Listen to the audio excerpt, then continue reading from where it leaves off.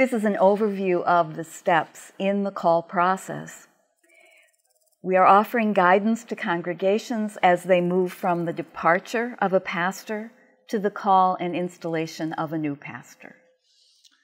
The process is initiated when the pastor resigns from his or her call in the congregation. The congregation's president then contacts the synod office or receives a call from synod staff to determine whether interim ministry is needed.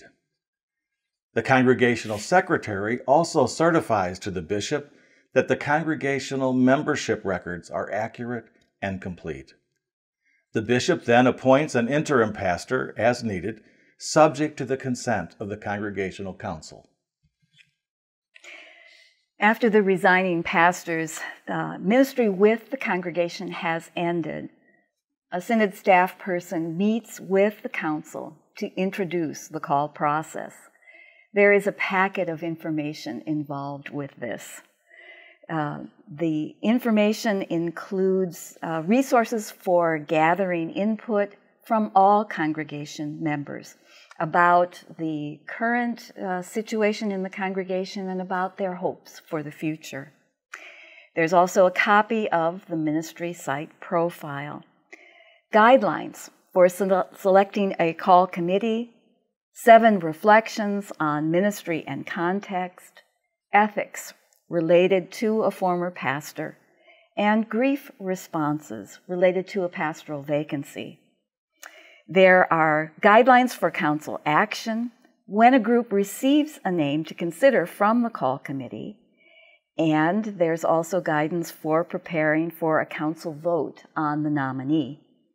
If the council approves the nominee, there are instructions also for conducting a congregational vote. When the information has been gathered from congregation members, the council uses that to complete their MSP, ministry site profile. The council and the person who serves as a reference for the congregation separately submit those forms online. Those are then available for the synod staff to review and activate. The Congregation Council is encouraged to send electronic versions of supporting documents, such as a mission and vision statement of the congregation, strategic plan if goals and objectives have been decided upon, an annual report or more than one, the congregational budget. All of these can be sent to the synod office for later in the call process to present those to a potential nominee. And then the call committee is elected or appointed in accordance with the congregation's constitution. Once the call committee is established, a member of the synod staff will then meet with the call committee to discuss their responsibilities and give them some ways to conduct wonderful interviews. The bishop nominates a potential pastor to be considered by the call committee. It's important to note that at this point, names are confidential to the members of the call committee. That is crucial to the process. Not even the congregation council knows the name at this point. The call committee interviews the nominee. The call committee is responsible for at least one interview with each nominee. The initial interview may be by video conference or an in-person interview. If the nominee is declined, the call committee releases the person in writing or by phone immediately after making that decision. The call committee chair then notifies synod staff immediately when a nomination is released. The person normally may not be reconsidered. Synod staff then continues to search for a new nominee for the congregation. The call committee may recommend only one nominee to the congregation council at a time.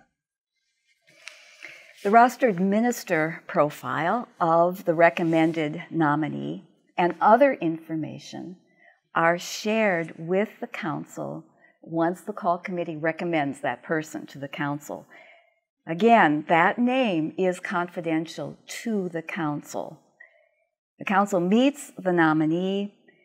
They come to an agreement on details like the proposed salary and benefits package, and then they vote on whether to recommend the nominee to the congregation.